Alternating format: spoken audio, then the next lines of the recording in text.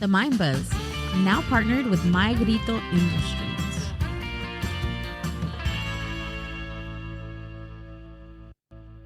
The Mind Buzz. You know what? I blame Matt Rife.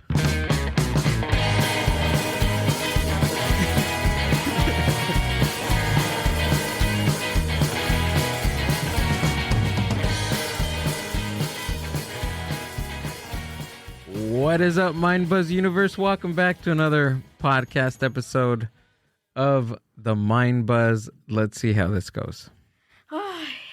Let's see how this goes. It's gonna go good. It's gonna go good. Good vibes. The reason why I blame Matt Rife is because ever since he purchased that house, and along with the Warrens Museum of Exotic Stuff, a lot of exotic things have been happening in the studio. But it's all good. We're here. What's up? I don't know what's going on. This may be just an audio episode. I don't know.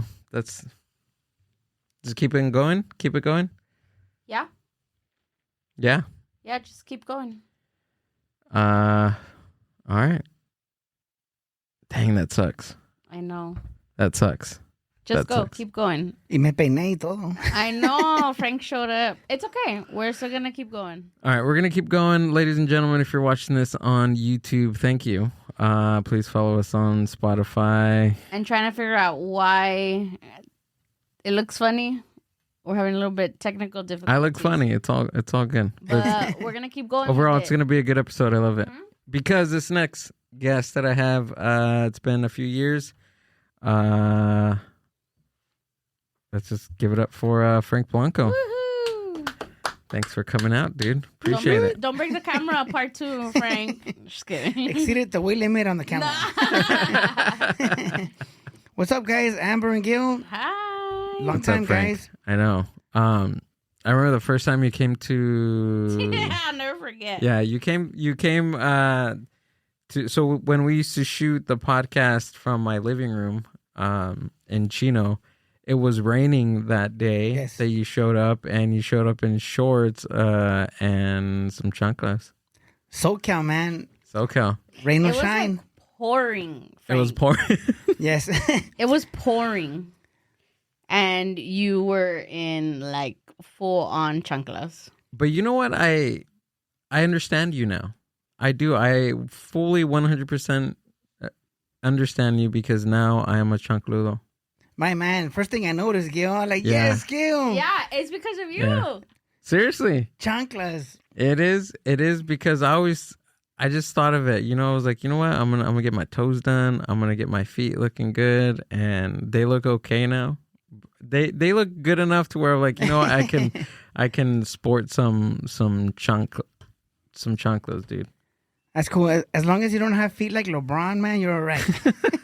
Why? They're really Look. bad? Yes, his toes are really like smashed in. Now I gotta look. Oh, man. So as long as your toes are not like that, man, you're all right. No, they're good. They're good. I have to throw some lotion on them every now and then, but it's fine. That's the downside. You got to keep some lotion on your Yeah, toes, and you- now they look bad. Oh, okay. See them. But They they're do. not manicured. They're manicured. They're manicured, but it looks like he like foot binds. Oh, yeah. Look at that. Oh. Yeah, so as long as your feet do not look like that, you're good. He looks like he's wearing like a size 16, but couldn't afford size 16 shoes, so he has to go to like fives. He puts his feet in his mom's shoes. Just smash them in there, man. Yeah. Whenever you go to a lake and you see somebody like on a jet ski with a socks, Oh, their yeah. feet are like that. You know, the hood guys, man, you know, you spot them everywhere. So TMI, right? TMI, but I'll say the story on here. I don't care. So I was younger, right? And I used to go to Ensenada all the time and go hang out with my cousins. My aunt used to take care of me and things like that. So I was already like a teenager, but I was wearing, I don't know if you remember, but if any girls are listening, they'll probably remember. In the 2000s, there were these like flat shoes that they used to wear, but they were like from like the Swami And that's like you wanted them to be from the swap meet. It wasn't like you could buy them at Nordstrom, anything like that. And they're just like cheap shoes, but they would make your feet smell like really bad because they were like always, your feet were always sweating, but they were cute. So I remember going to Ensenada, and then my cousin's like, oh, we're going to go camping. And I'm like, shit, like I don't have any shoes to go camping. Like I just brought like my flats and, you know. Yes. So anyways, I go camping with her and her friends. And that night when we got there, you know, I thought like just me and my cousin are going to sleep in the tent together. And she's like, oh, no, we got a really big tent and we're all sleeping in there. And I was like, no, my goodness. Like, you know, and there's no showers, there's nothing. Yes. And then I was embarrassed to even like just take them off like there to like, you know, wipe my feet down, whatever. So I slept with the shoes on. No way. I slept with them on. We slept like enchiladas like that, like everybody in. Yes. And I remember like just praying and being like, I hope my shoes don't fall off. And I covered my feet so no one could see that I slept with them. But I slept with them on. And I did not take them off the whole weekend. Oh, man. You're very thoughtful, but... I was very thoughtful, but I was like, oh, hell no. But your family, they're the worst. They'll roast you. They would have been remembering that moment now. Yep. Only my cousin knew that I slept with them, and she thought it was hilarious. But I was like, no, I don't want to have to get new friends. Oh, man. We've all been there. We've all had those moments, you know, where you have to make a decision, you know. Yeah. How long did you wear the shoes for? Like a couple of days? I wore it all weekend. Oh my God, Bro. dude! How did that happen? Like, what was it like when you finally took them off? You had to peel your socks off? No, they went like on like a little hiking trip, and when they went on the hiking trip, I took them off, and I was like, oh my God. Air out the feet. Oh, man. But I thought I was cool, you know, because it was like the style. Like everybody wore them. So I'm like, oh, I'm cool. And then I get there and I'm like, camping? What the hell? Like nobody told me camping. That's hilarious. So, yeah. That's what family does to you. Not tell you that you're going to go camping. No, they'll send you, your family will send you to a relative's house. And they have a whole plan for you. You just show up with like shorts, you know. We're going to the beach for the weekend, like she said, camping. We're going out of town. They take you all over Mexico, and your parents don't even know, you know. That's funny. Yeah. Oh man. After that, you never caught me with. I was prepared. I used to bring everything that I thought we were gonna do. That's awesome. The worst thing that ever happened to me at a similar situation. Where I showed up to TJ to visit family, and they're like, we're going camping to Baja, like deeper into Baja. I had never been to a campsite without a toilet. So all weekend, I faced death and held it because I didn't want to go take a shovel into the desert and to use the restroom, you know. And so I almost, pretty much almost got sick because I didn't want to. Because you were holding it? I was holding number 2, you know. Oh my God. That's the worst when you really have to go, but something or somebody is in the way of you doing that. I had this job and my desk was in the front, and then towards the back where the restroom was. Yes. There was somebody that worked like right across from the restroom.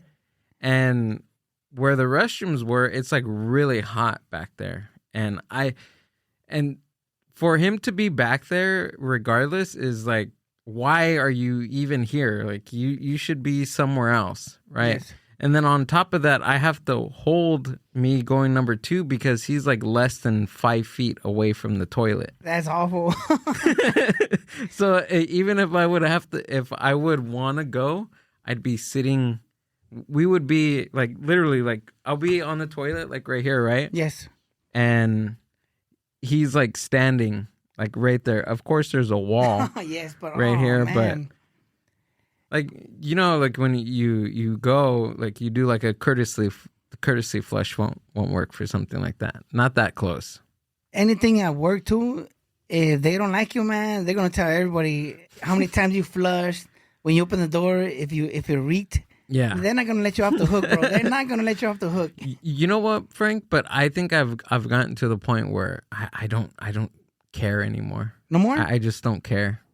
I can go and like I felt bad. Yes. Like, but I think it was earlier this week. I blew up that toilet, and some of the guys they had something like electrical plugged into the restroom because that's where like there was the only outlet in the restroom, and then I felt bad for the guy because the guy knocked on the door, and I was still finishing up. He knocked, and then like I was like, go away. And then I did. I was like, go away. And then like I finished up, and then I swung the door open, and then like right away he walked in there. I was like, oh man, whatever, dude. Okay. Hey, go on your own risk. What am I going to do? You're free, bro. Once you do not care, you're actually free. Because all those simple things, like, they don't bug you. Me. Yeah. I don't know. You know what it is? I've talked about this on other podcasts, but when I was young, like I was terrified of public restrooms. I was to the point like where I would hold it, like what you said. Yes. But I would hold it to the point where like it literally like it messed my stomach up. Get those ugly cramps, right? Yeah. Oh man. And I used to hold it. I used to hold it so bad to where like some of it would like come out, dude. Oh man. Skid mark. That's why they invented black underwear. I have no idea why people still wear those tidy whities, you know? Like, bro, what's wrong with you, man? Accidents happen. One time, I always remember this like scenario. So my dad and I went to the Lakewood Mall. You already know what I'm talking about. We went to the Lakewood Mall because we live here, so Lakewood Mall was the closest. And we were gonna go buy my mom a gift. I remember it was like for Mother's Day or her birthday. I can't remember which one, but I know we both went to go buy her a gift. So as soon as we walked into the mall, he's like, I gotta go to the restroom. And my dad's like that. Like, he will hold it until, like, he gets home and stuff. But I guess that time he was like, no, like, I gotta go. And I was like, well, go to the restroom. And he's like, okay, but I'm embarrassed. And I'm like, oh, just go. Like, if now you're not gonna be comfortable. So he went into the restroom and he's like, okay, stand by the door. And if somebody comes, knock to let me know, like, just to let me know. And I'm like, okay, I will. So then I'm like standing guard and I'm like, standing there at the door and everything. And then right across from me, there was a Foot Locker. And I was like looking at the stuff. And then I was like, oh, I wonder what that is. And then I was like, I could just get closer. Like, nobody's coming. Like, I can get closer. And I got closer and then I got closer. And then by the time I knew, I heard voices and I was like, oh, shit. Like, somebody walked in and it was like 3 guys that walked into the restroom. And I was like, oh my God, my dad's going to be so pissed off at me. And then they walked out, like literally like walked in and walked right out. And they were like, what the fuck? And then I was like, oh my God. So then my dad comes out and my dad was like, I told you to knock on the door. And I'm like, I'm sorry. Like, I was looking at something and I got distracted and they sneaked in. Like, they sneaked in right behind me.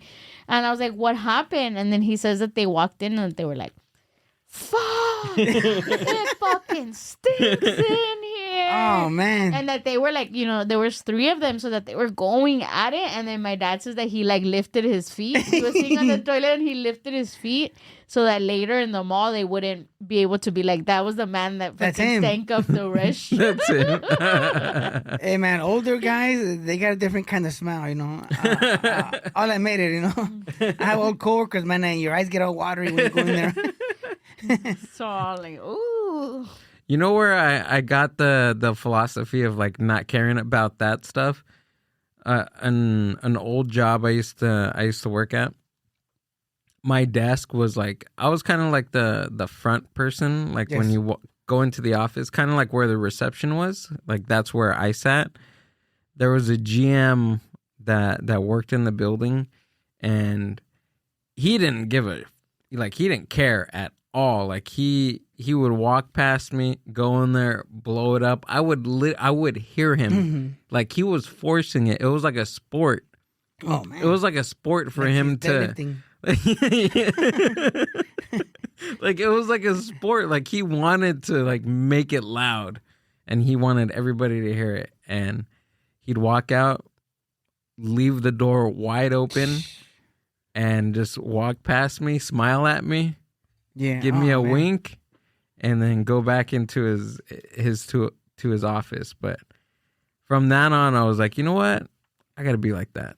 I got to be like that and not care. I mean, dude, everybody does it. Yes. Look, right? I don't have a problem. Everybody does it. I don't have a problem with people using the restroom in public places. Yes, you go in there and you're like, I have a problem when people are like gross about it. And we What's know gross though? What?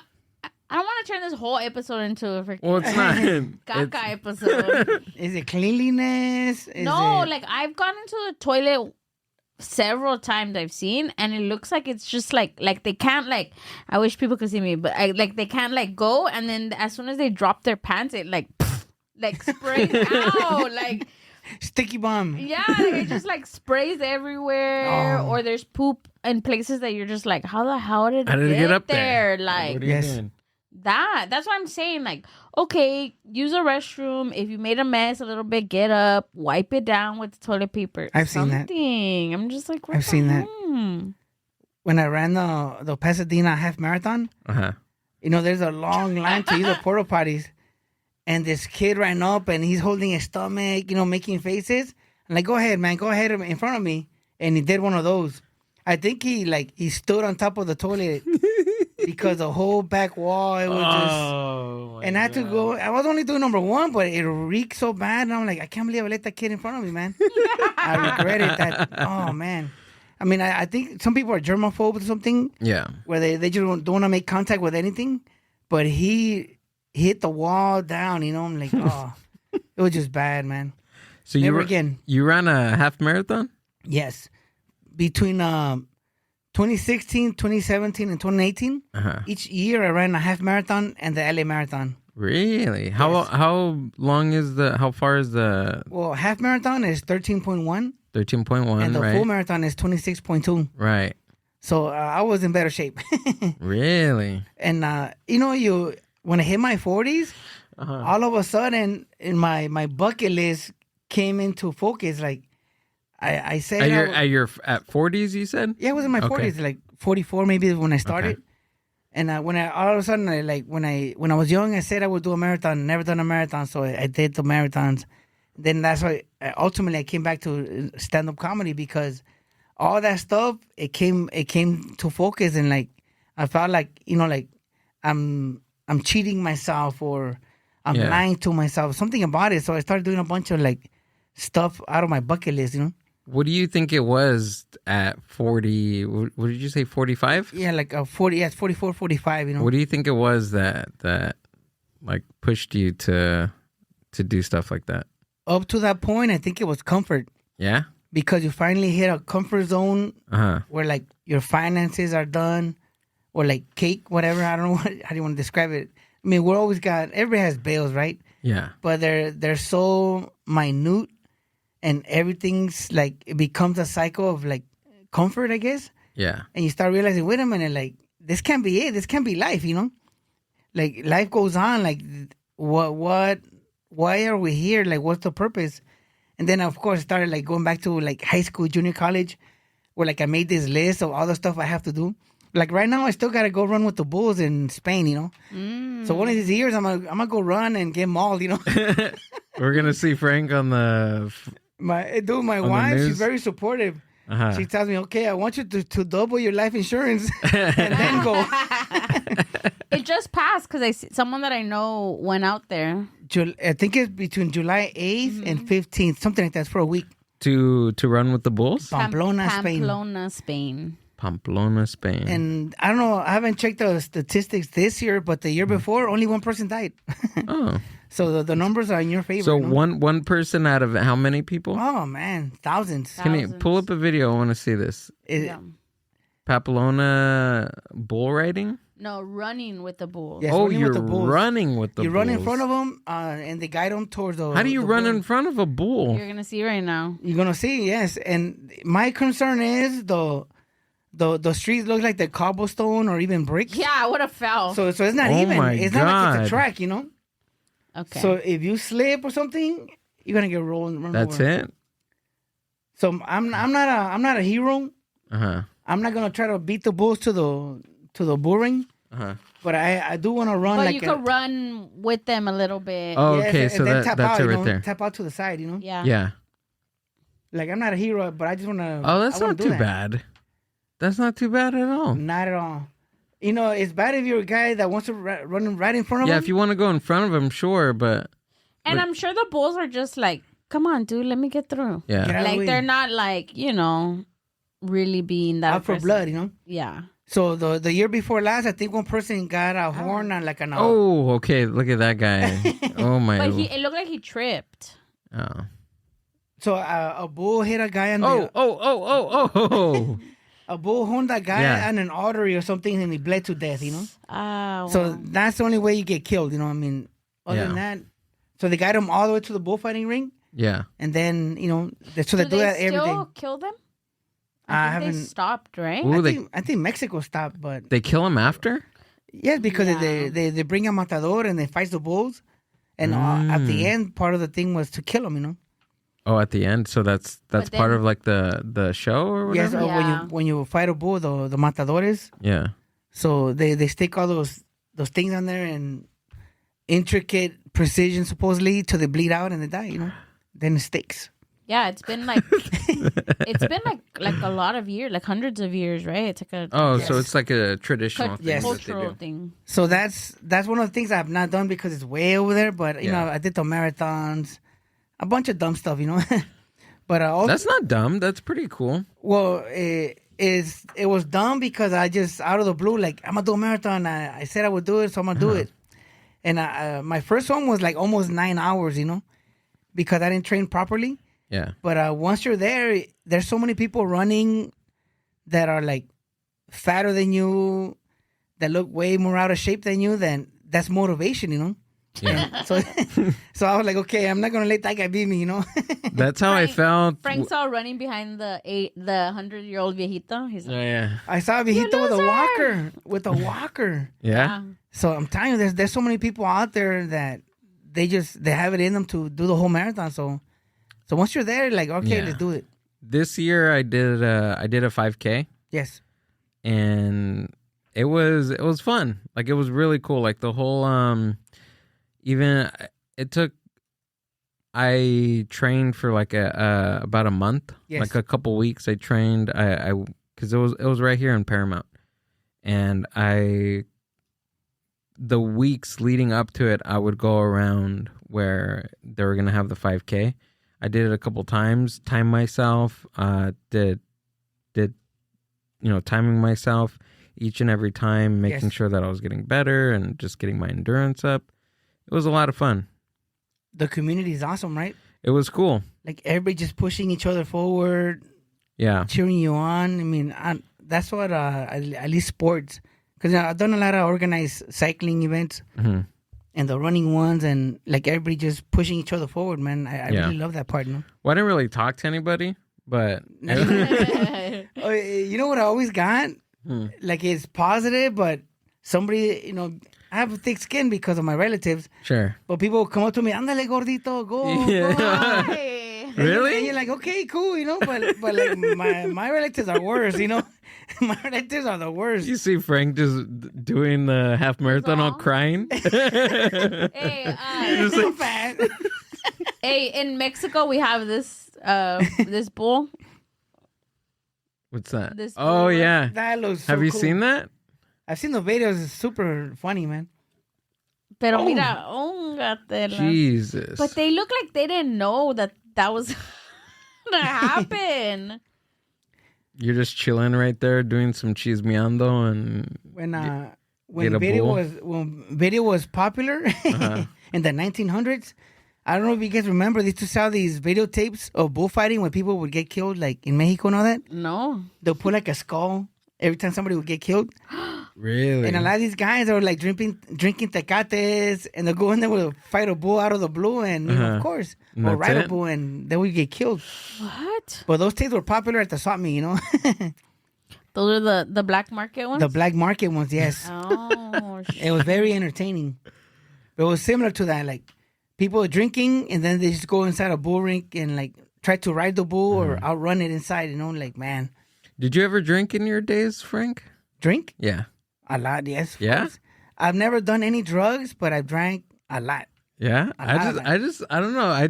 Frank, I see you and I don't see you like with the beer in your hand. I can't see you like that. I'm a social drinker, man. Like, if there's a good event or party, forget about it. I just keep going, So I've drank myself to the floor way too many times that I could count. How are you so happy, Frank? Every time I see you, you're smiling all the time. I don't know. I see the positive in everything, Yeah? And positive, and I always see jokes, you're making me jokes. smile. Like I don't know. It's I always crazy. see positive and jokes, that's all I see, So it takes a lot. I'm a June guy though. I'm a Gemini. So ultimately, it takes a lot to get to the other side. But once you get to the other side, then oh shit! I was that guy, I was the guys. I think we could take those 10 guys over there. No, Frank, there's only 3 of us, I go to the LAFC games on often because my cousin has season seats. Yeah. And when they play the LA Galaxy, man, the Galaxy fans, they're rough. So once I'm always telling my cousin, hey man, like because they come in buses, like the whole I don't know they have like the cheering section, like an organized group. Mm-hmm. So I always tell my cousin, hey man, let's go jump in there, bro, And my cousin like, dude, we're old, man, like relax, But once the energy is there, man, you want to get in there, Yeah. And throw some hands. And I mean, it's not going to end well, of course. I'm already in my 50s, but it was fun, man. Those days were fun. Yeah. I feel like Frank would like kick someone's ass and he'd still be smiling. Or you can't even be mad. You're just be like, all right. You're like, I guess I deserved it. You kicked my ass. In my young days, like one thing I learned is, how in parties and all that, like people would always get like sucker punch or something. Yeah. And when somebody would take a shot at me, and I would smile at them, I could see their soul leave their face, Uh-huh. Like really, bro, you're gonna punch me, and you could see they're crushed. Like I just punched this guy and he's smiling at me, and then they'll just walk away, So I got more out of that than actually hitting people, But I was that guy.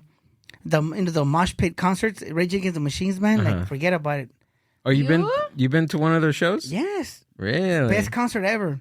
And wow. It was a free concert, and I scalped my ticket.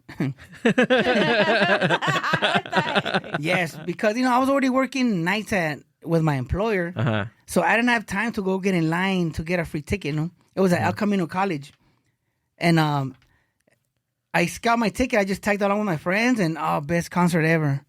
It was so much fun hitting people. What year was this? Oh man, mid-90s probably. I'm thinking mid-90s. I know my kids say the 1900s, Dad. Like, oh man, the so you were what, 1900s? in your late 20s? Late 20s, yes. Yeah. I say mid-20s. Mid-20s? Yes, I got married at 26. So most of this crazy stuff, dumb stuff I did, like 26 and under. Under? Man, I dream about that all the time, about doing or going to a concert in the mid-90s. How man. Fun that must have been, because I feel like music kind of like hit a peak Yes. in the late 1990s and the early 2000s, and then I don't know, maybe just because of my age, how I'm thinking about music in general, but I feel it really reached a peak. Do you guys think then. music changed because everybody's trying to be like super conservative to be mainstream? Because most of the money is in mainstream, Yeah. so they have to be conservative to hit as many customers as possible. Yeah, I think it's that too, and then the oversaturation in music, just in art in general. There's an oversaturation where people that are looking for music or listening for music are everywhere, right? Which is a good thing. It's a good thing for a creator if you want to make a business out of it, or if it's something you want to do, it's more accessible to you. But at the same time, when you are listening to music, you're just constantly being drowned in music and different songs and different genres. And it's hard to grasp. Yes. You know what I mean? But if you're a true fan of an artist, you're a true fan of artists. But it takes a lot out of a person to be a true fan because there's so much out there. It's very difficult to attach yourself to a band or a musician these days. Now it is. Very difficult. Yeah. Hey guys, if I sound funny, I have a retainer inside my top teeth. So if I sound like those sangron Spaniards, you know, I see. No, you don't actually. Soy de España. I could hear myself. You know how like we're our worst He wants to judges? go fight. He wants to go fight the bulls, and he's practicing his accent. I'm practicing. No soy muy sanglón. Hey, that sounded worse. That sounded like, you know. That's like chiqueado. Chiqueado, more like big man, you know. But I could hear it. Once somebody pointed it out, I can't unhear it now, you know. But I do have a permanent retainer on the inside. Oh. How long have you had that in there for? For about a month. Behind your teeth? Behind my top teeth, yes. Oh, I have permanent retainers on both the top and the bottom of my teeth. But I've had it for over like 15 years. Oh, really? Mm-hmm. How long did it take for you not to notice it? You know, like every day I'm like my tongue like it's just there. I still like play with it, like you know, like sí me doy cuenta, but yeah, it took a while for me to like forget about it. Yes. Because at the beginning I was like, oh my god, this thing like it's behind my teeth, but now it's just kind of like, but my teeth have never moved. Mm-hmm. I have like true. the straightest teeth. Like I can barely floss sometimes because my teeth are just so close together. Yes. It's a good price to pay, but for me, like every time I forget, somebody reminds me, hey man, do you have a lisp or something? What's going on? You know, like, oh, there you go again. Back to square one again, you know? No soy sangalón. Did you have some Novocaine for lunch? Yeah, so, you know, man, so I keep hearing myself. That's why I mentioned it. I can't hear No, it. I can't hear thank it. you. Well, No. that's a good thing, too, like that you can barely floss. Like I could floss with a chicken bone if I wanted to. I had braces in my early 20s. Mm-hmm. So they told me I had to wear a retainer for the rest of my life. And you know, when you buy a that's how I retainer, was. Yeah. it lasts about a year and then you lose it somewhere. So half of my teeth were getting gaps and the other half were getting really tight. So that's why they put that thing on to keep them consistently straight. But The only cool thing about having gaps in your teeth is like you can use a whole chicken bone and you can get all the chicken out. You know? If you can just put it like one through like, piece and then it just nah. You know, Gil, I never noticed the gaps, so you mentioned them. See, man, like, but Gil does not have gaps, okay? He whistles through them. Yeah. They're my windows. No, your gaps are not big. I think you're just self-conscious about it. Nah. I'm telling you, we're our worst judges, you know, ever, no? But We are.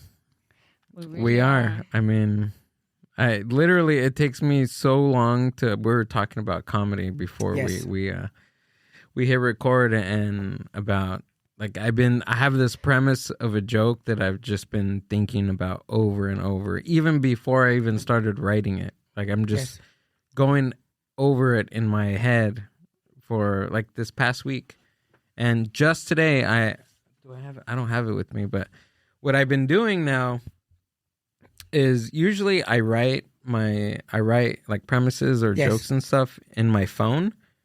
Now I have a thick, like I ripped off like maybe 3 or 4 big long sheets of like letter paper. yes. And folded them, so I have like 4 to 5 sheets together folded, and I carry it with me like every day throughout the whole week, and I have a pen with me, and if I think of something funny, I'll write it, because I found that, like, at least for me, I don't know for you, I'm gonna ask you, but writing ideas on my phone versus actually physically writing them on paper is so different. I feel like it's perceived in my brain a little bit different, but how do you usually write ideas? Do you use your phone? Pencil paper, man. Pencil and paper? Pencil or pen to paper. Yeah. For me, is the easiest, best way to get on a roll, you know? Yeah.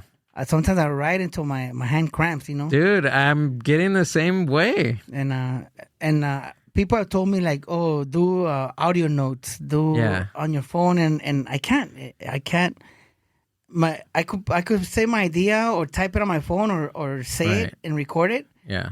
and it never goes past that. But if I write it, all of a sudden you start writing more and more, and you find yourself writing like a page or two, Yeah. So I'm a pen and paper guy, man. Another cool thing too is because I do the podcast like once or twice a week, and sometimes I get like pretty good ideas just from like just telling stories. Yes. And Johnny, I don't know, you met Johnny, right? Johnny Gold. Yes. He listens to the podcast, and he will text me something and say, "Hey, dude, that's a really good premise of a joke. If you're gonna write something," and he'll tell me, he's like, that's funny. That's true. You should write something along the lines of that. And I was like, you know what that is? We're talking about how like being true, I guess, because I'm thinking about this bit about religion, and I feel like not many comics talk about religion because it's such a taboo topic. Yes. But I feel that it's true to me because it's something that I lived, right? Like it's a part of me, and I can't. There's no way that I can run from it or anything. And plus, there's nothing like religion, dude. True. For better or for worse. And it's such a big part of you, man. Yeah. Like you just sharing yourself, Right. Exactly. That's cool. Hey, Johnny Goldman, he's my favorite guest you've had. I think you had him like 3 times at least. He's my favorite, man. I like his stories or his commentary on stuff. Dude is funny, man. He's hilarious. He's great. I love having him. It's cool too because he listens to the podcast, and he gets pretty engaged in it. And I don't know, Amber, have you seen any of the comments? Like he leaves a comment on, really? on every episode. And that's cool. Yeah, I'm so super grateful. But he's funny too. He's really good. I like his stories. The only one thing I disagree with Johnny Gold is when he was talking about those bringer shows. He's like, don't do bringer shows or something like that. I mean, it's been a while since I heard that. Oh, that was like the first episode. Yes, first time you guys had him. But for me, I'm like, if you're a new comic, you'll take any show. Yeah. Especially a show with a stage, when you're new and you're on a stage, it could be the crappiest stage.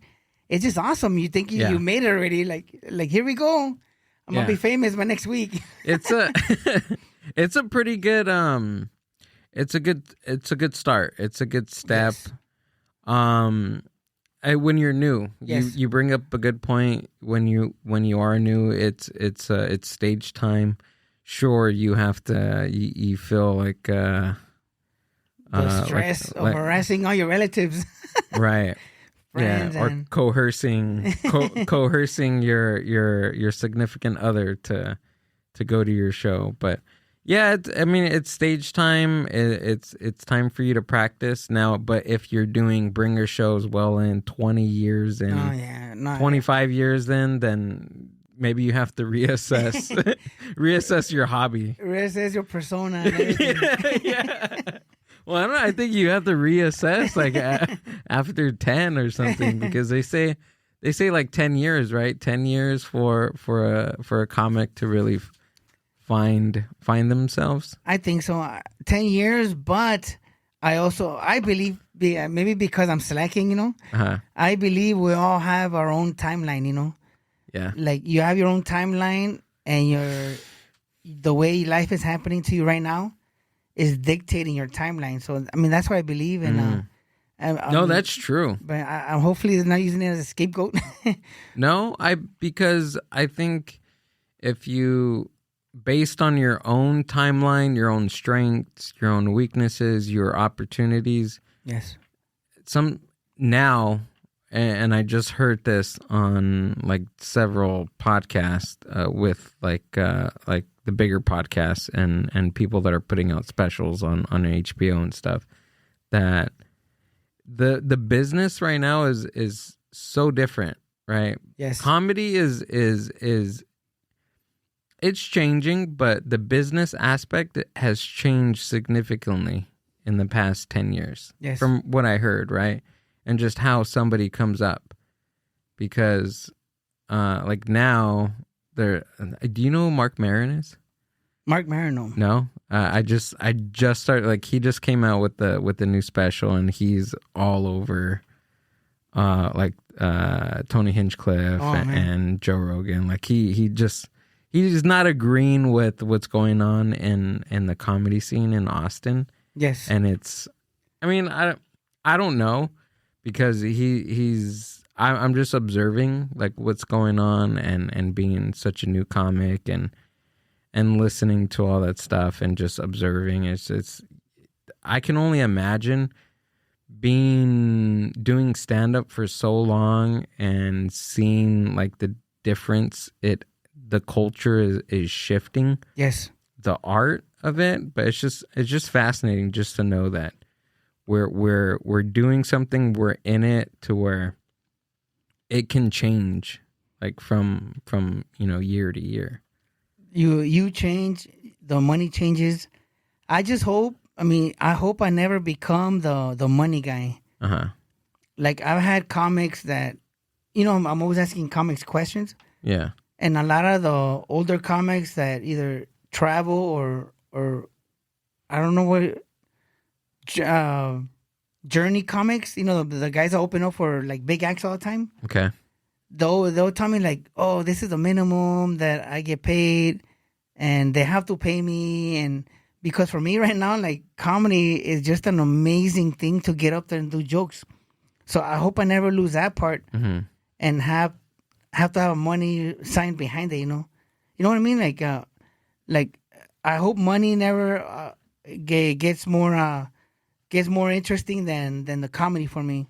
Oh yeah. Because comedy for me is amazing. So I mean, ultimately, I just think if you become good enough at what you do, like, you'll be compensated. But a lot of guys tell me, oh, this is a minimum. People should get paid, and to them, is money is above everything else. Right. So I hope I never become that guy.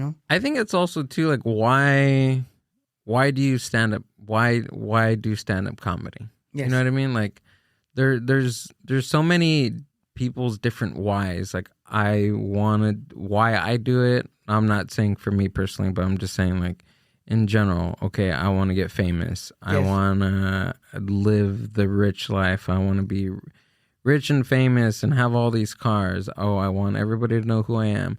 Some people just want to be funny. Yes. Right? Whether you can be the funniest person in the world, but still not receive, like, money. Compensation. Right? I want to be famous amongst comics. Like, famous maybe is overreach. Yeah. But I want to be good enough to any comic comes into town that I would be able to go and do some time on the show or something like that. Yeah. But the money, forget about it right now. Like, it doesn't really bug me. Yeah. But like I said, I might be a little too comfortable, like, the middle class life or whatever it's called, But so for now, I just want to do comedy, do more comedy and see where that goes. But I hope it never becomes about money, Yeah. It just, to me, it's ugly the way some people present that part. Like, I have to make this amount, and only the headliner can make more than me, and yeah, like, bro, that's way too many rules. Like that's way too many angles. Also, I want to hang out with those groups so I could punch some famous comics I don't like right now. Like the comics that wear red hats, I just want to punch them once. I mean, that might be the end of my career, if you get blacklisted for punching people. Yeah, but I think if you're being true to yourself, then who's to say? Because there's comics everywhere on the political spectrum. Yes. There's far left comics. There's far right comics. There's comics that really don't give a shit if you're... I think that, and this is my philosophy too, like, and just from reading and just from listening to different stand-up comedians and as a comedian, right? Your job is to be in the middle Yes. And just be funny, be entertaining. Doesn't matter what political spectrum you're on. You just have to be entertaining. And a comic's job is to make fun of, out of light of any situation, whether it's left, right, middle, all the social stuff gay, you see. straight, whatever, right? Yes.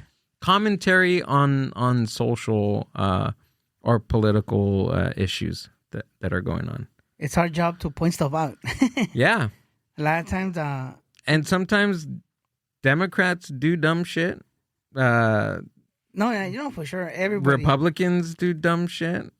Obama did dumb shit. Yeah, Donald nobody's Trump perfect. Oh. is doing horrible stuff. You know? Man. But I mean, Biden, he did some terrible things. Some so cool, funny stuff. exactly. Yeah, so anyways, that's my goal. I'm like, forget the money, let me punch this guy. Bam. And then I'll probably get beat up because I'm the old guy. I'm always the old head, you know? Yeah. But just to, you ever seen Living Color? Mm-hmm. There was this guy, Homie the Clown. Oh, yeah. Where he goes, I just wanted to go bop the man. He goes, I sold out to go bop the man, you know, his imaginary one guy at the top of the food chain, you know? Yeah. I think, look, this is my hot take on what both of you guys are saying. I'm not a comic, right? But as a spectator, and I might be a little biased because I'm like you, like I want to, kick someone's ass wearing a hat or whatever. And I get it. Like, yes, you joke about what's happening and things, right? But I think that there's ways for people to do certain jokes. And even if it's like anti-right or anti-left, like there's a way to do them to where it's funny, where you're just like, that's messed up, but it's kind of funny. Yes. Yeah. You know? And then I think there's people that are blatantly racist up there and using comedy just to make whatever racism or whatever view they have to seem like it's okay. And I think as a spectator, you can tell when that happens.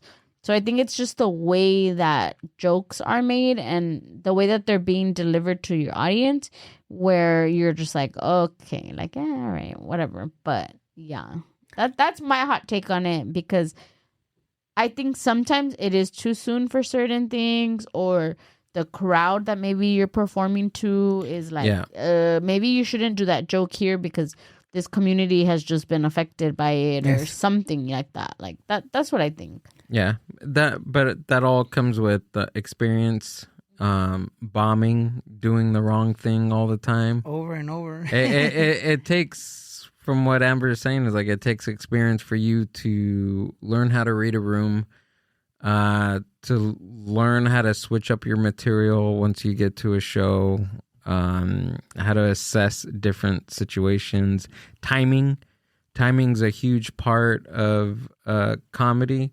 Not just your beats in your comedy, right? Or like timing of a joke, like per se, like your beats of you talking, but also the timing of your material. Yeah, some material gets outdated fast. Oh, dude. We were just talking about it. I haven't been able to get out often because of teenager sports.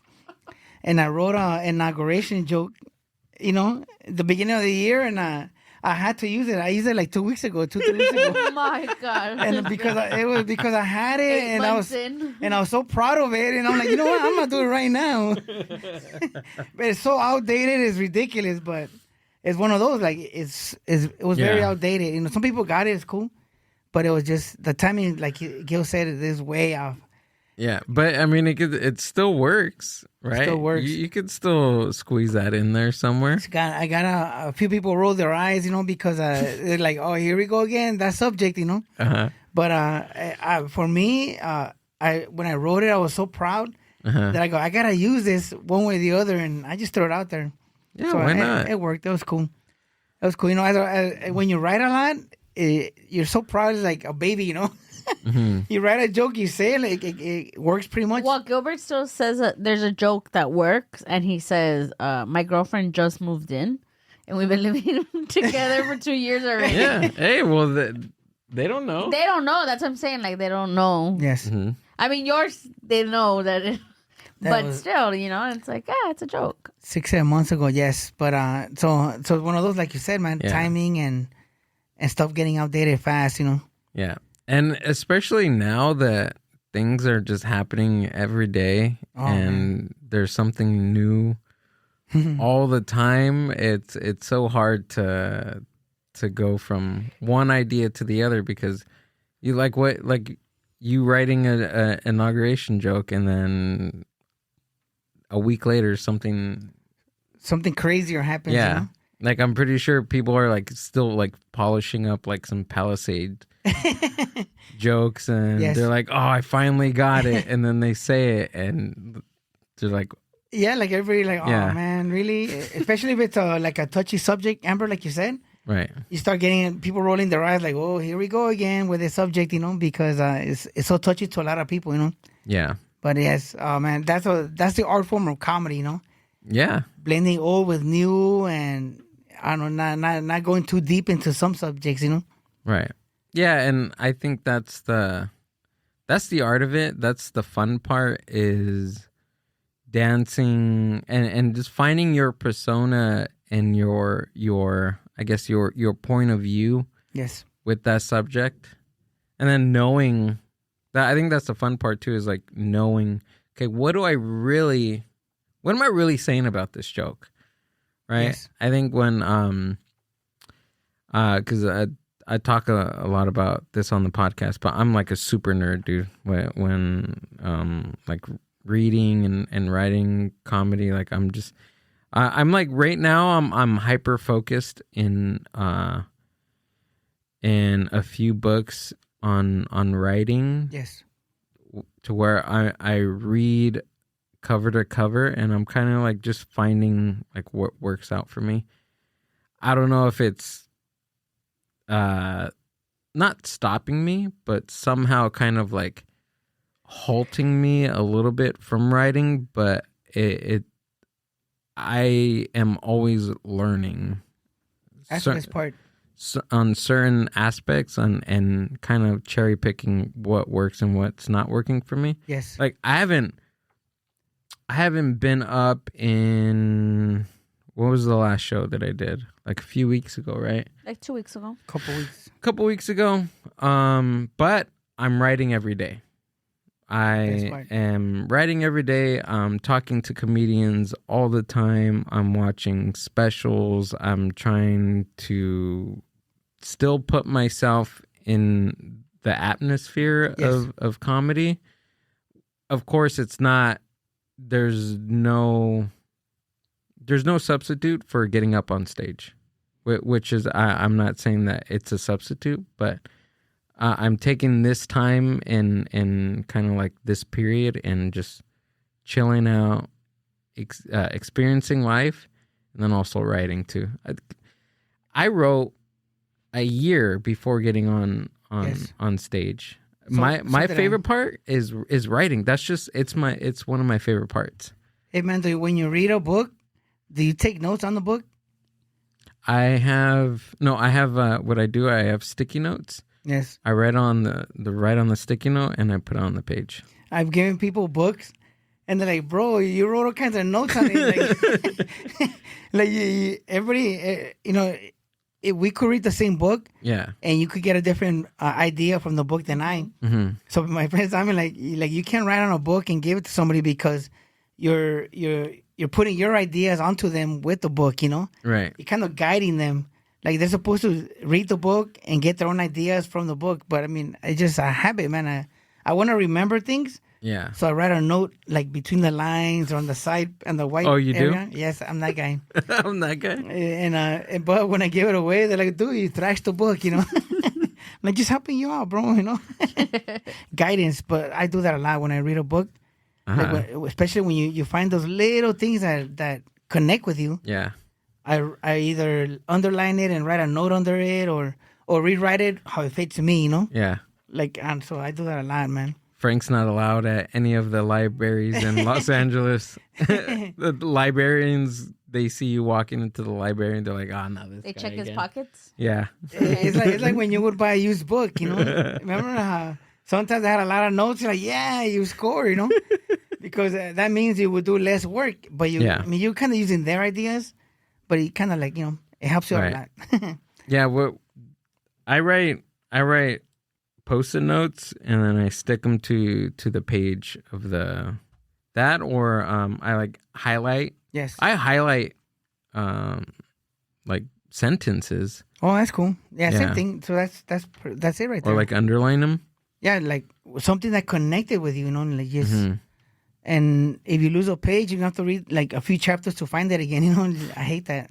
Yeah, that's true. A lot of times I read a book and I'll read like 2-3 chapters, put it down, 2-3 chapters like a month later. I hate it when you read something like, wait a minute, I read something before that connected to it. So you have to start the whole book all over again because I didn't write the notes that, you know, that works for that. Yeah. So I reread a lot of stuff, you know. So do I. Sometimes I'll read too fast and I'm just like, what the hell did I just read? So I have to, sometimes I'm like there for like 8 hours reading 3 pages. Yes. Because I can't grasp it.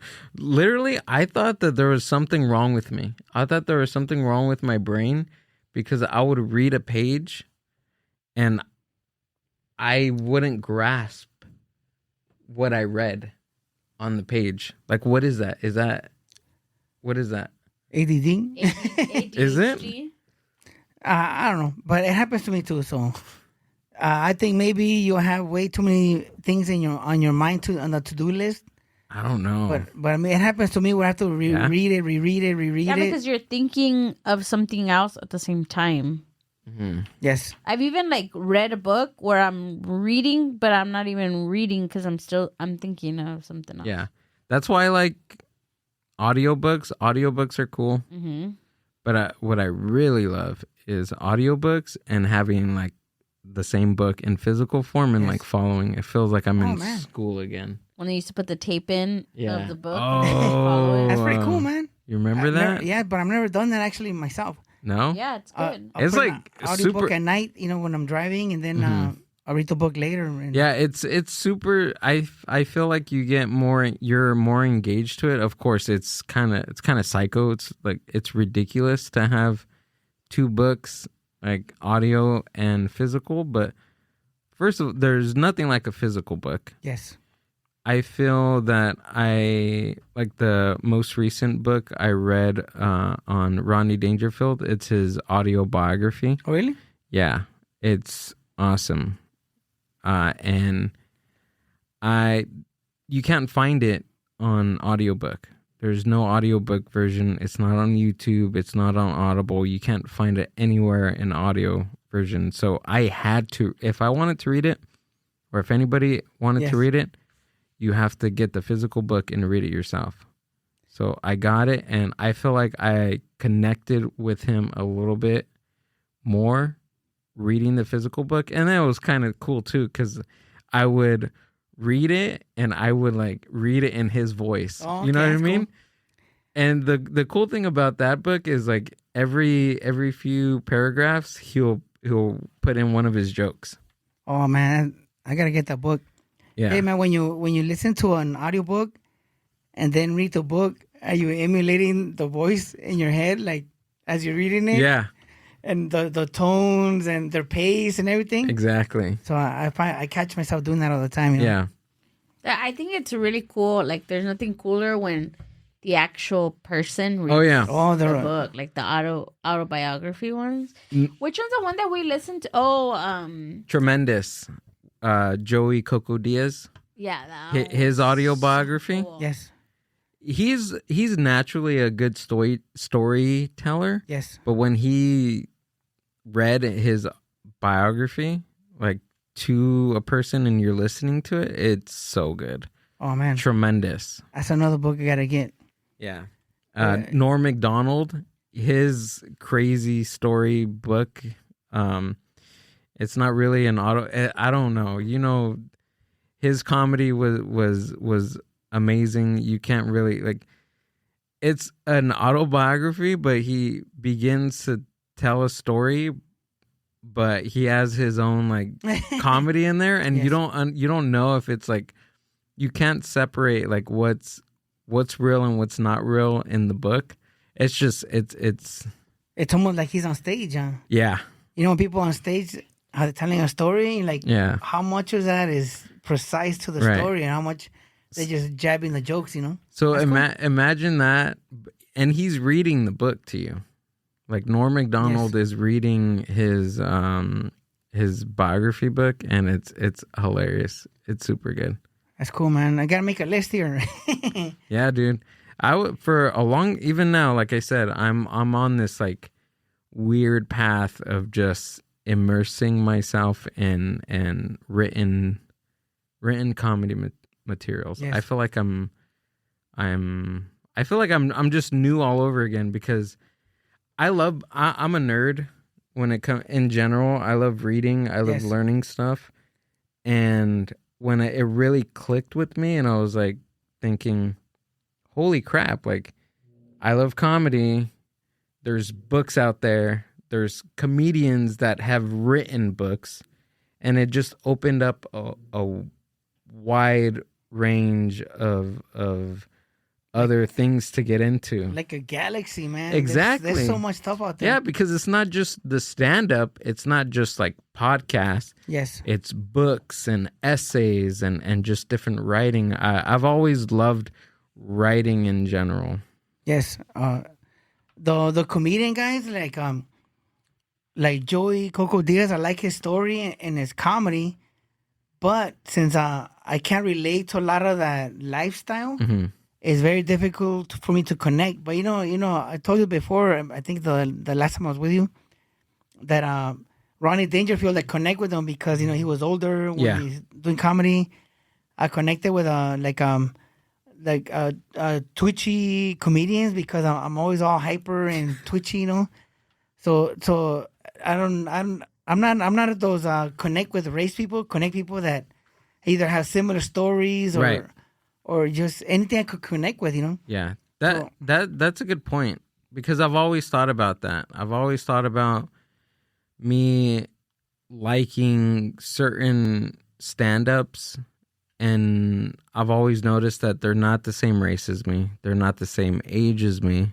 They're not Hispanic. They're other white guys. They're other races. Yes. But that's a good point. That could be that could be it too, and it probably is. I connect with their story. I connect with how they're presenting their story. I connect with their ideologies.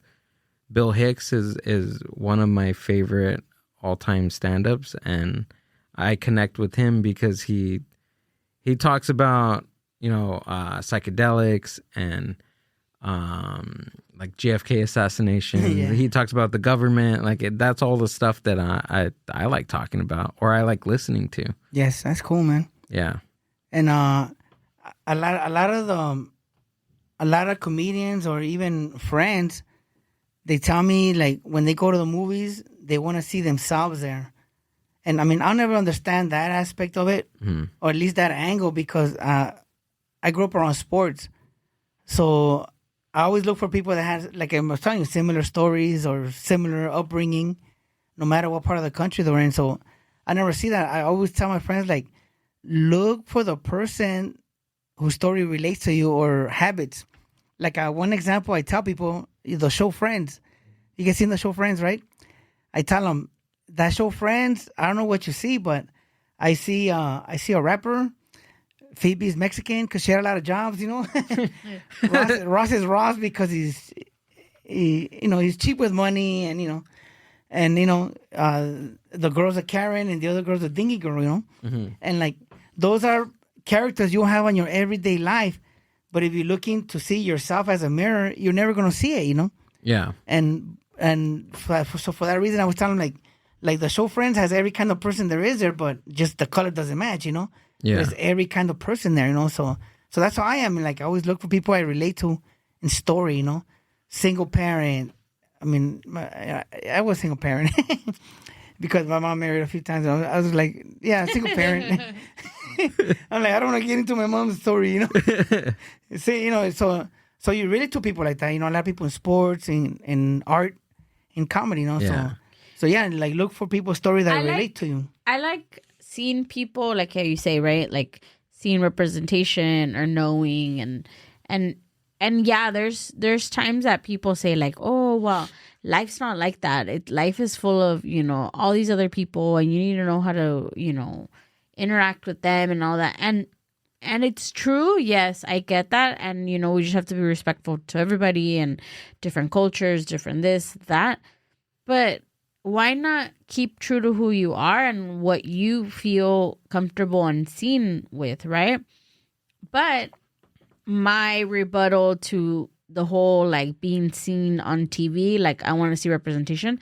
I do want to see representation on TV of myself, because every time I see representation of us on TV, it's never things that I'm like, I'm not a cholo. My family weren't cholos. Like, we didn't grow up with lowriders. We didn't, like, you know what I mean? Like, the representation that's being shown on TV of Latinos, of Mexicans, is not everyone's reality. And it's like, and I get it. Someone's going to be like, oh, well, dang, you want everything. Like, they already have people up there and you're still not happy. But the reality is, like, there's this big, like, I guess I wouldn't say a movement, but I've already seen several people come out and talk, and even like people that do poetry and come out and talk about it, of saying like especially right now with everything that's going on, like everybody says like, oh, why are they going after, the people that clean our restrooms and this and that? Like, so Latinos in a whole are being represented by just those service jobs. And it's like, no, there's a lot of us and we're all doing different things. Yes.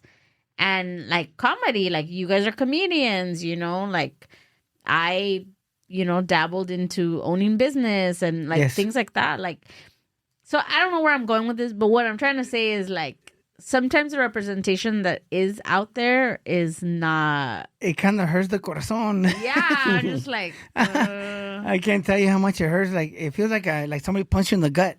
Yeah. Where like you see regular day life in a movie or show, and then here comes the lowrider. And like, really? Does that have to be there? Does that have to be there? But it's true. But it seems like they said, okay, here you go, guys. There you go, your representation.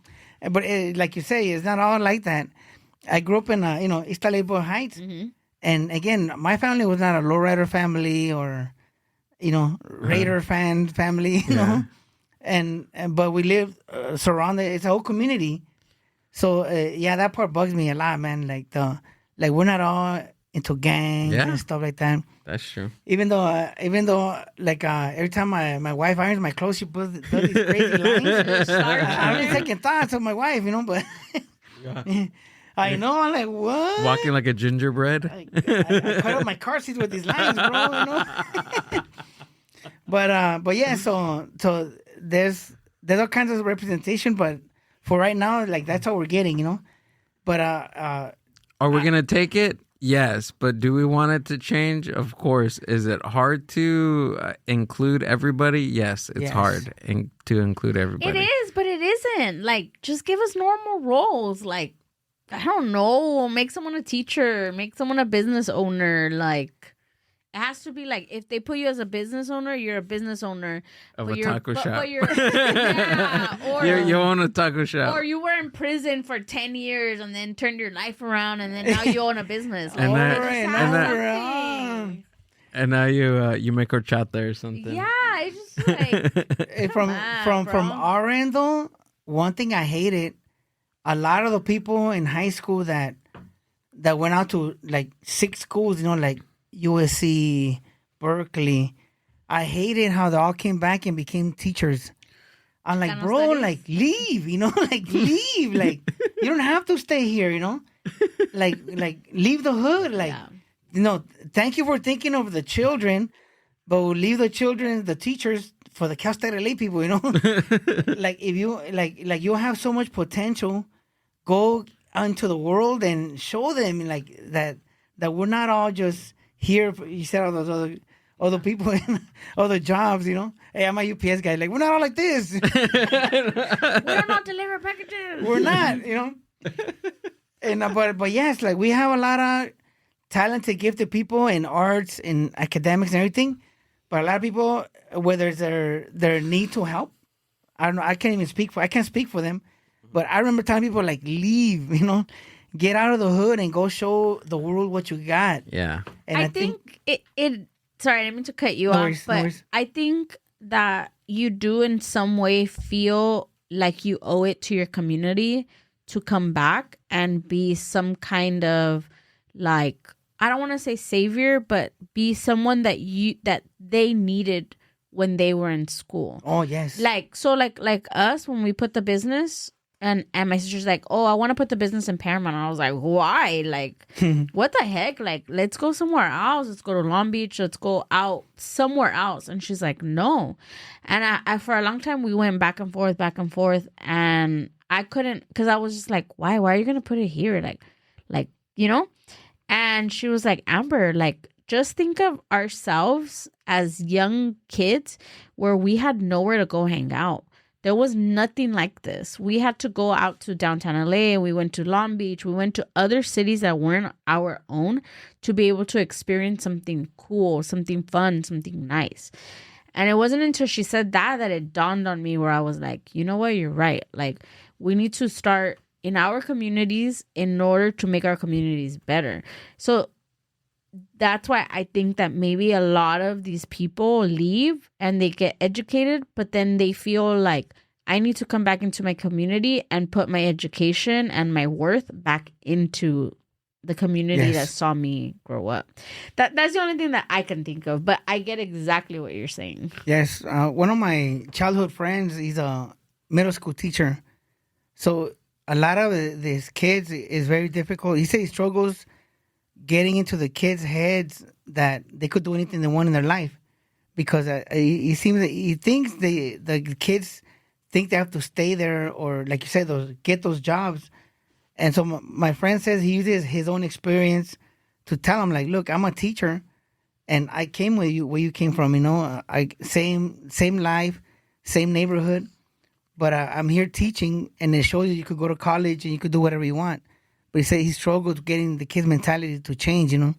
And is that, like, his own experience is helping him out there at one of those, you know, inner city schools, you know, middle schools. And you know? it also does, and it's no shade on anybody, but when you can't relate, like when you can't relate with your student and the struggles that they're having, like a white teacher, right? Maybe the white teacher doesn't even live in the community, lives somewhere else in a nicer neighborhood, didn't have the struggles that, you know, a kid is having. Like, how can you connect on that deeper level with that kid? Yes. How can you empathize with someone if you don't know what it is, you know? And I think it's kind of hard.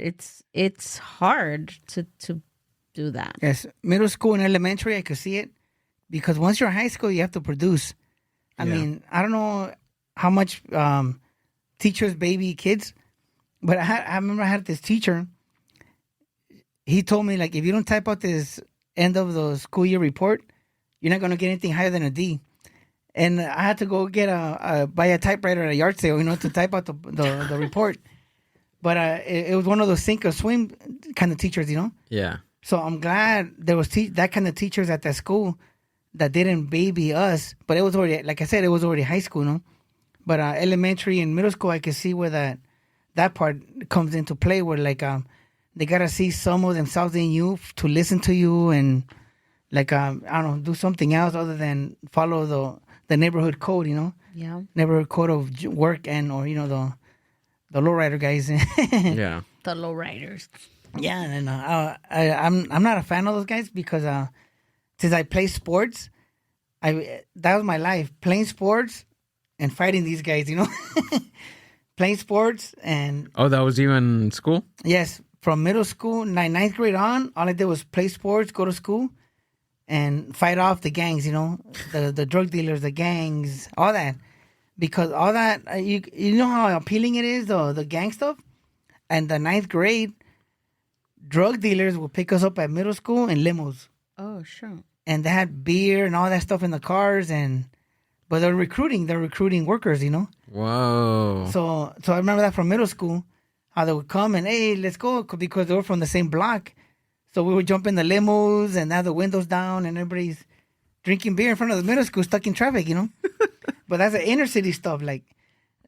How does a kid think, like, I could go do what the teacher says, or this guy has a limo and all he does is, sell stuff on the side or whatever, And he has money.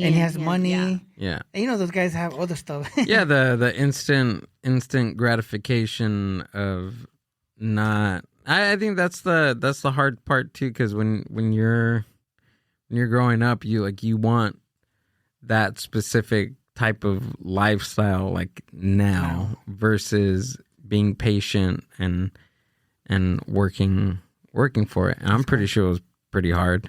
And I also feel like with that now, I feel like now in this time, it's even harder because I feel like with social media everything that kids see and everything right now is about influencers and how much money they get and all the cars that they have. And like everything right now is centered around like that kids are like, I don't need to go to school. Like, I'm just going to become famous. I'm going to, be an Instagrammer, yes. TikToker, and that's it. My life is set. Well, there's two things. So that's cool. I think culture has changed significant in the past 10 years, 5 years. Let's just say 5 years. The same thing with the music is that there's certain ways now to make money and to earn a living, and the pendulum has shifted, the dial has shifted for a teenager or a young adult to make money. Who's to say that it's not good for them to become an influencer? Now some of the top people that make money are influencers. That's like along with being an entrepreneur, right? I think that's in the realm of being an entrepreneur. Yes. If you can make content for the rest of your life, and let's say for instance, Bad Baby. You remember the girl that was on Dr. Phil? Yes. She's I don't know about now. She's recently become like she's had a baby recently. But even her, like, she's set for the rest of her life, right? Yes. Like, who's to say that that's not? Yeah, sure, it's a weird way to make money, but it's also like a way to make money. In a long shot. It's different now. Yeah. I'm not saying that for them not to become What I'm saying is that now at a younger age, they're might be deterred from continuing school or education or taking their education seriously because they see kids like that kid Ryan's World, that he was little and then became a millionaire. Like, yes. And great. That's good. That's great that you're making money. But what I'm saying is just like, I feel like now kids back then didn't see that. So to them it was, like, okay, I got to keep going to school or whatever, or I'm going to go to work and flunk out of school. But now it's like it's at every kid's fingertips of like, yes, you can, and that's cool, do it, but also like stay in school. I don't know. As to the pressure, right? The pressure of having needs. Hey man, I'm glad I play sports. So I didn't really notice a lot of stuff. Like my friends, I remember telling my friends, like, the high school movies, how they always show people fighting and fighting the teachers. Mm-hmm. And I was telling my friend, like, hey, man, that's bullshit. That never happens. And my friend, no. You didn't go to the other side of the school. Because we had those classes, but they're way in the back where the teachers get hurt all the time and they throw stuff out the window. He goes, we had those classes, but they were way in the back, And so I never noticed any stuff like that. I never noticed needs, like, like I never noticed like luxuries because I was always just playing sports, like school sports, side job here and there, I worked at Pantages in the Greek on the weekend sometimes, It was really cool, but So I never had like noticed, like you said, like the needs, whatever, if there's needs in the neighborhood, anything, you know. And now with kids on the phone, like, man, I mean, it must be rough, huh? Like to have a simple life and see everybody with so much on social media, like, oh, can't even imagine. Yeah, it messes with your... It messes with us that we're adults. Imagine a kid that like is just starting out. Man. Well, I think now that's why they have like a right, in certain parts of the country, you have to be a certain age to have a social media account, right? Yes. Like a TikTok, you have to be a certain age. For an Instagram, you have a certain age. On YouTube or even Google anything. I think as like to your point about, I guess, kids knowing, right? Like stopping their education because, oh, I'm going to be an influencer. I don't need to continue my education. I feel then as culture is changing, there should be more education on education, if that makes a difference, right? Like, or if that's a certain path that kids are wanting to take, then there should be certain classes on Watch, there's like, going to be curriculum. Right, yeah. Now there's college classes on podcasting. Yes. That is crazy. Before it used to be radio, right? Radio classes they used to have radio classes in college. There's classes on podcasting now, which is, it's a smart idea. It's cool. I mean, this has blown up to, people are making millions of dollars in this industry, and it's crazy that that's happening. And for a school, any angle you can take for young adults for them to keep them in school, it's good for them, you know. Exactly. Everybody has different interests, so it's good for them, you know. Yeah. Like me, I'm the jock, you know. Anything to do with sports, I was there, you know. So right. If you do podcasting or music in the 1900s, I know you're saying like, hi. My kids always busting my chops, man. Yeah. My teenagers. Your the kids were born in 1900s. In the 2000s? Yes. One's 14, one's 16. Oh, yeah. Then my son was playing a video game and Guns N' Roses was in the background. Mm-hmm. And I told them, I saw him in concert in 91. And they're all like, what? the 1900s? Like, oh my God. Like, there they go again, you know? I know I just posted something on my my Instagram saying that I missed the 2000s. I really do. I've been thinking about the 2000s a lot. Yes. And that's where I grew up, 2000s. Between 2000 and 2010, like, what was your bread and butter, like a youthful, like a part of your life where you're like, I wish I could do that over again? I don't know, because it was all pretty bad. But you learned so much. I mean, yeah, it was cool. You were what, from 10 to 20? Because it's 10 years, right? Yeah. From like 2000. From 2000 to 2010. Yeah, it was but cool. at 10, you really have no control, you know? Like at what age, like say like 14, 15, Mm-hmm. where you saw the world and you started taking steps to be different, to take your own path, you know? Oh. You know what I mean? Like, that was like 12?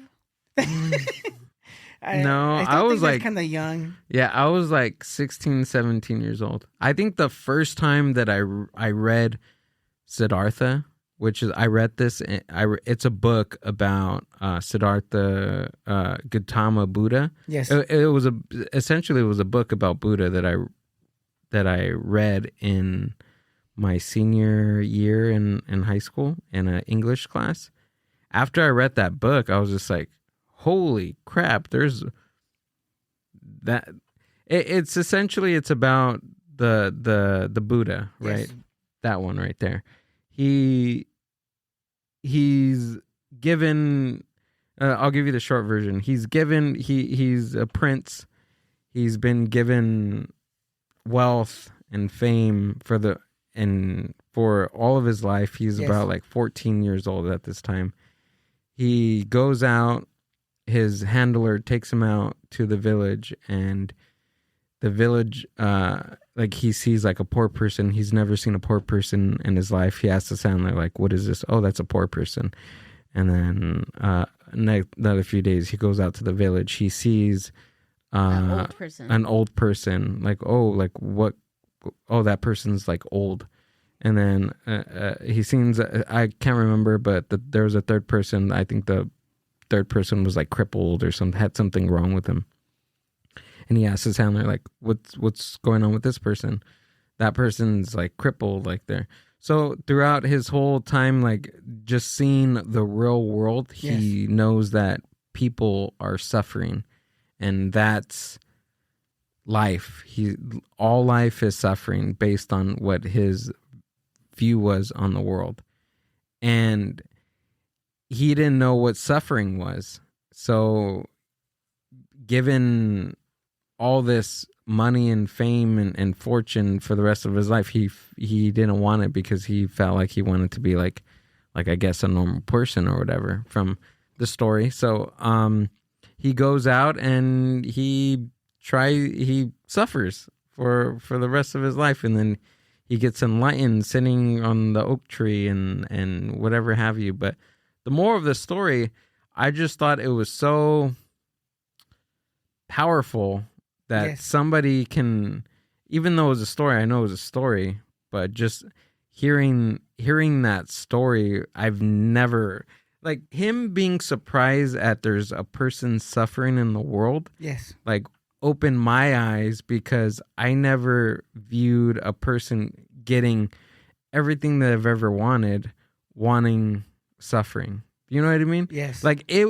totally like did something to my brain to where I was like, well, I've suffered up until this age, and I want fortune and fame and this and that. I want the opposite of what I had. I read about somebody having what I wanted, but wanted what I wanted, which was what they wanted, what I had, what you were living, which was suffering. And I was just like, that's life. And till like reading that book, it just like it. That was your awakening, huh? Like I was like, whoa, real life. Whoa, this is it. That's crazy. And then from that on, I was just like, you know what?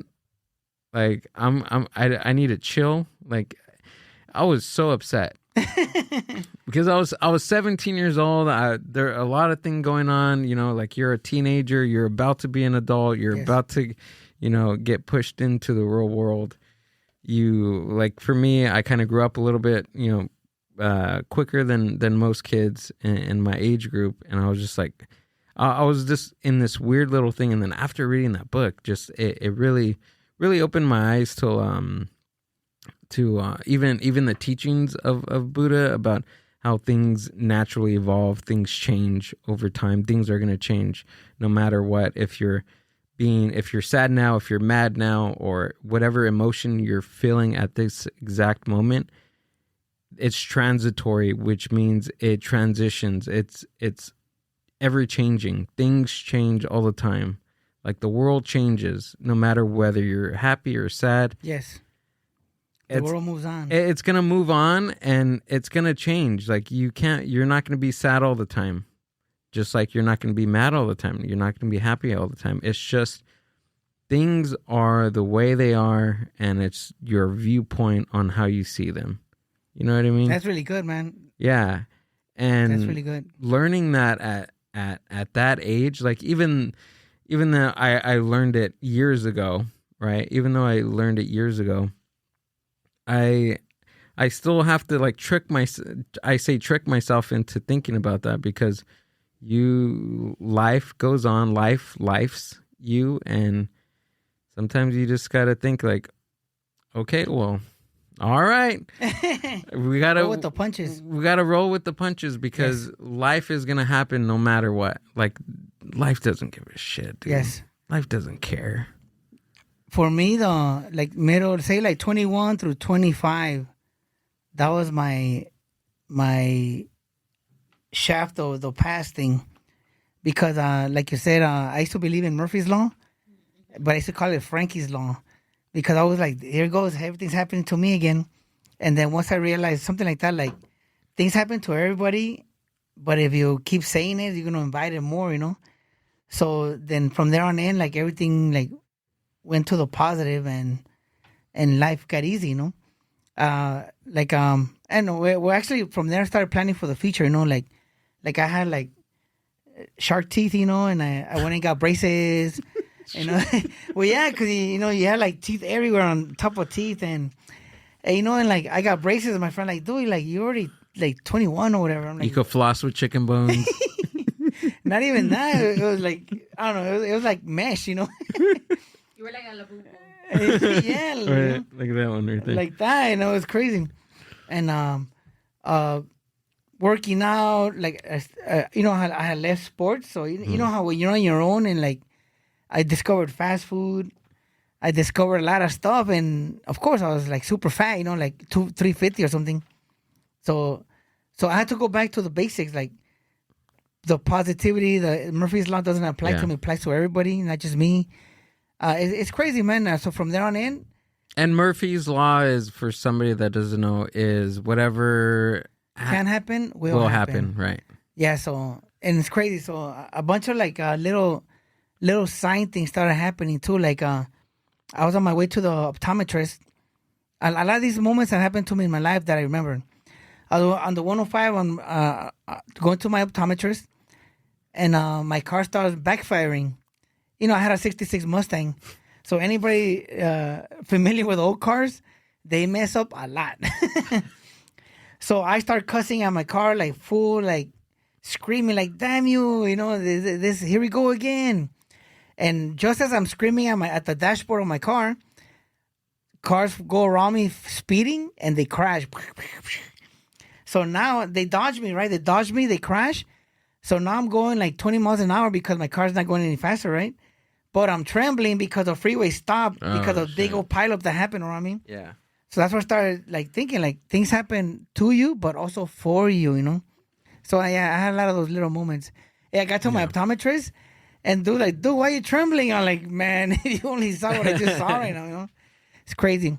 Yeah, so life happens to everybody, and the way you react to it is gonna determine your life, Right. It's your reaction to the action. Yeah.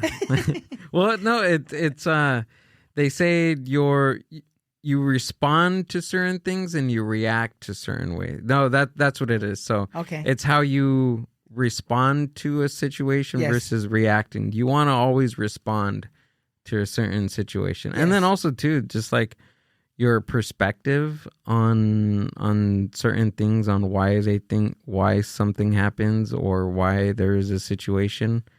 Yes. And I think it's just like all your perspective, and not all things are bad. Yes. They're just, I just posted something like the other day about things are good and things are bad, or things are not good, things are not bad. It's like how you perceive it. Yes. Sometimes it's just, that's just the way it is. And it's the way, like, you don't have to look at a certain situation and say that's bad, or that person's bad, or that person's good. It's just that person is. That's true. Is. Yeah. That's it. That's pretty good, man. You know what I mean? I know we have to start wrapping it up because it's gonna be time for you to go. But I wanted to give my 2 cents on that. Yes. Because I didn't think about it. I had never thought about that until right now that you asked the question. And like for me, I'm not going to say I'm like positive all the time, because there's times that I'm like, ugh, don't even look at me. But things don't get me down per se. Like I'm never like, I'm bummed out, like I'll cry here and there, whatever. But for me, that moment happened to me really young, like really, really young. Because I was always in and out of the hospital. So I remember my mom having to, she did on purpose. My mom would schedule any of my surgeries during the summer so that I wouldn't miss school. So I would do most of my surgeries and spend most of my time in the hospital during the summers.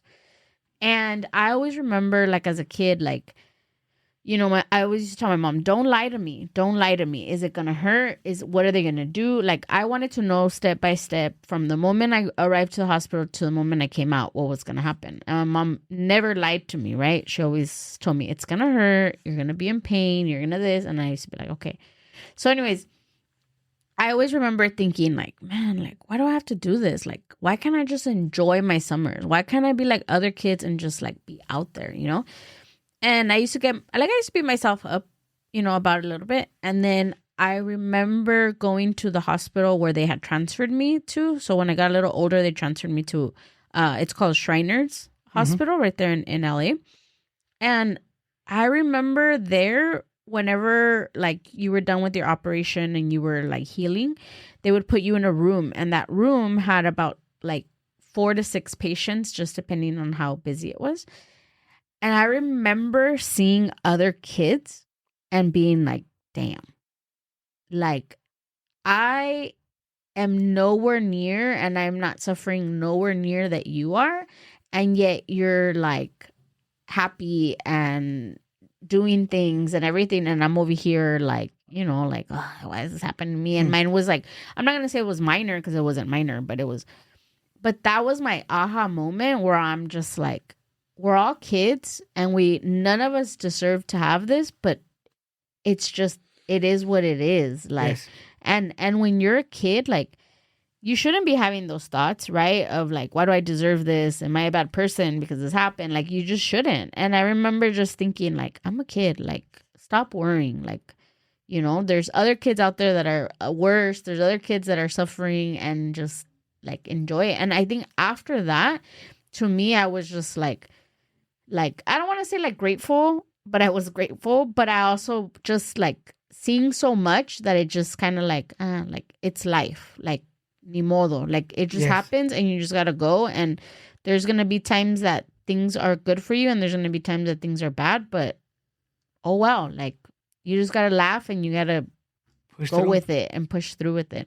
And I was probably around like 8 years old when that moment like snapped in my head where I was just like, all right, like, and I'm not going to lie and say like, oh, I haven't had moments of like, get me down. But for the most part, to me, I'm just like, oh, well.